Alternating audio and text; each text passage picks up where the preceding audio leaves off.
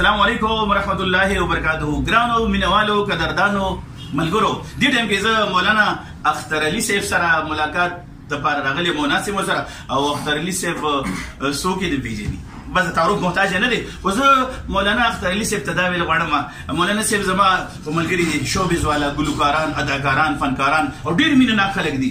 داسې مینهناک چې زه څه ویل نه شم. نو زه غواړم چې زما د دغه ګلوکارانو، فنکارانو، اداکارانو نومونه ته د مولانا اختر علي صاحب د طرف نه یو ښکلی پیغام ولورکي. د روژې میاشت روانه ده، څه ویل ورته وغواړئ؟ ټول نه مخکې خدای بر صاحب ستاسو شکریا ادا کوم چې تاسو راغلئ، دومره عزت زموږ دفتر ته موږ هم راکړو. زه به یو خبر وکړم، کوم چې د شوبز سره کم د تعلق لرونکي خلک دی دا ډېر نرم مزاجه خلک دي. بالکل ایکسیلنٹ. او زه درته 100% دا خبره کوم چې دا ډېر بې ضرره خلک دي. بالکل ډېر بې ضرره خلک دي. نو جناب تاسو زما یو وړوکی شان پیغام دی، الله جل شانه تاسو له عزت په معاشره کې درکړی دی. دې عزت پسې خلک ډېر ګرځي او ډېر عجیبه عجیبه خبرې اترې مخې ته راوړي چې عزت ماته میلاو شي. تاسو له الله یو نوم درکړی، یو عزت درکړی.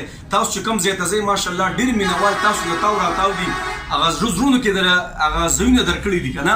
نو ستاسو دا کوم صفت چې دی جناب د تعلق ده او د خلکو په دې زړونو باندې تاسو کوم راج کوئ، دا کو تاسو د بل څه ته هم لږ استعمال کو که نه. نو چې څومره درجه کې م استعمال کوې دنیا له چې ما ورته منډې وخو که نه چې دومره موږ د آخرت فکر هم وکړو که نه، نو الله هم دنیا هم سمه کړي او آخرت هم زموږ سمه کړي. نو دې باره کې الله جل شانه موږ تاسو له یو روژه ده را روانه ده، سیزن دی د هر یو سیزن څومره منډې ترړ به کې موږ ته وخو. په دې سیزنونو کې ما ورته خپل رشته دار هم پرېږدو، به وي زما سیزن دی ما خواله به نه راځي. نو روژه ده را روانه ده، نو به الله جل شانه چې کم سے کم لږه موقع موږ له راکړې ده د خپلو زندګیانو نه ما ورته لږه زندګي راوالو او د الله په لار کې ولګو او هغه خیر ښېګړې کارونه ما ورته وکړو چې په دنیا کې هم ما دپاره به او په آخرت کې هم زما دپاره به د نجات ذریعه وي. او الله تاسو له یو عزت درکړی نو دغه عزت د الله په دین هم لږ استعمال کړو. نو کوم به که انشاءالله مولانا اختر علي صاحب تاسو ته ډېر کټ ویلې لکه مونږ په روپۍ کې 14 نه دي، نو دا اتانې مونږ د دنیا دپاره استعمال کو او دا اتانې مونږ د دین دپاره استعمال کو. کم از کم کمې خو نه استعمالو که نه. نو الله کریم رحیم مولا دی، بیا الله کریم رحیم مولا دی. خو که چېرې فرض کړه مونږ فل بای فل صلاحیتونه مونږ په دنیا کې خرج کوو او هغه طرف ته وایسم نه کوو الله به مو بخي، نو الله به بیا الله باندې الزام خو به نه لګو که نه. نو انشاءالله مولانا صاحب پیغام وکړو، ډېر ښکلی پیغام دی. سمندري په کوزه کې بند کو، د روژې میاشت را روانه ده او د الله نه وغواړو، د الله په خزانو کې لویه خزانه هدایت دی.